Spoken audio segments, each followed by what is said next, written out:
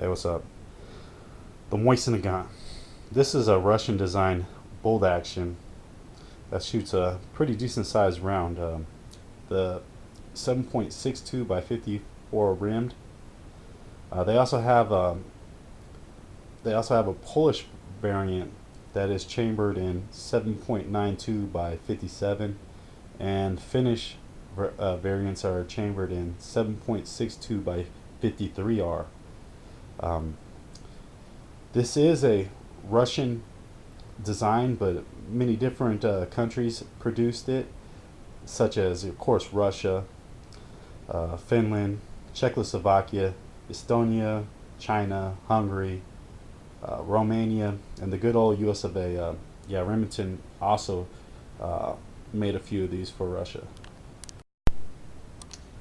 My gun is the M44 carbine, which has a shorter barrel than the original 1891 Mosin Nagant, which was the first year it was produced.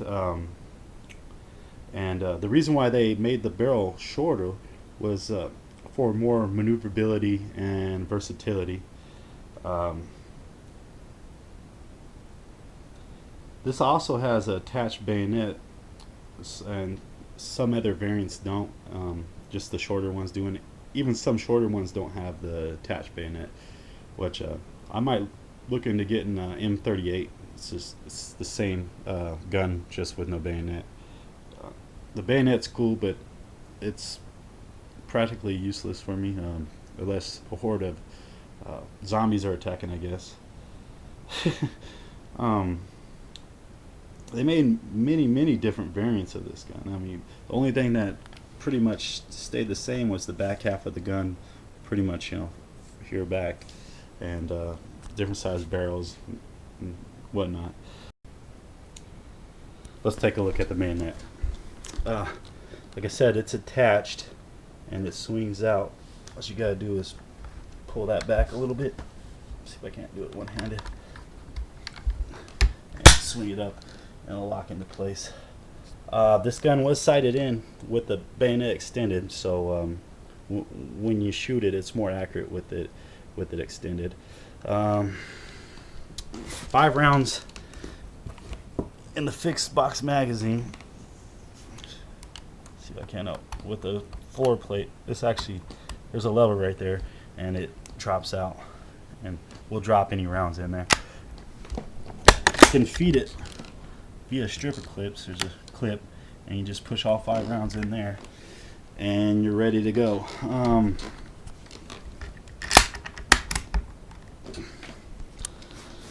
This gun is 67 years old, so you can see they do hold up. This is actually a pretty good specimen. It's seen just about every war since it was produced, so it does get around. It's probably firing at Americans right now in Afghanistan. So I mean, it is a good stuff hits the fan gun, because you can't break it. It's pretty basic, very reliable.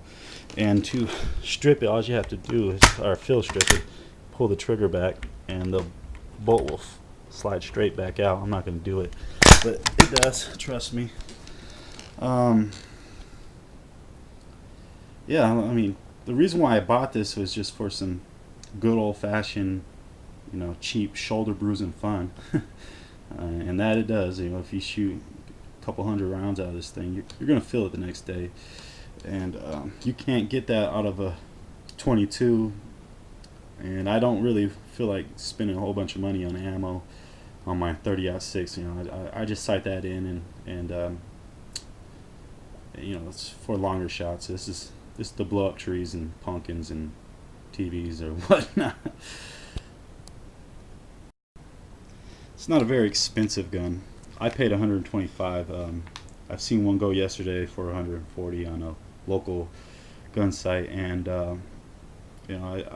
people are saying they're going up towards $250 for the carbine versions. I know for a fact you can go to Big 5 right now and probably pick up one, the 9130s, which is the more common rifle. you can pick them up for dirt cheap, maybe 120 at the most out the door. Um, and the reason why is because they made almost 2 million of these or 20 million of these things. So they're still, 100 years later, still a couple of them floating around. Obviously, I think just about almost any collector owns one or two of these, but I could be wrong. Very, very reliable. I've actually owned quite a few of these, and only had a problem with one.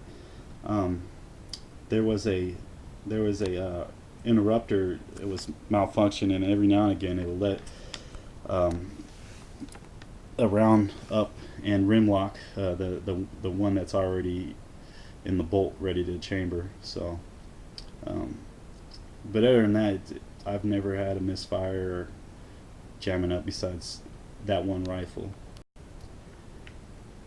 The accuracy on this gun is fair, for me anyways. I'm sure that it would vary from shooter to shooter and rifle to rifle. I'm not very good at it just because I'm not very good at these sights. It's got the rear ladder sight out to 1,000 and the front hooded sight, which the Russians pretty much put on most of their guns, if not all their guns, come standard. So if you own a SKS or AK-47, you're familiar with these sights. They're not very good for me, but they're not the worst thing in the world. I have seen worse. Good military sight. The round is, like I said, it's a 7.62 by 54 round, and it's very comparable to a 30-06, and actually is way cheaper. Probably one of the cheapest semi center fire rifle rounds that you can buy. There's plenty different rounds you can buy. Here's just a little taste of what I have: brass, saw point, steel, whatever. It's all there. It's just like any other ammo. They're still making it, producing it, I'm pretty sure, and you can come by it pretty cheap.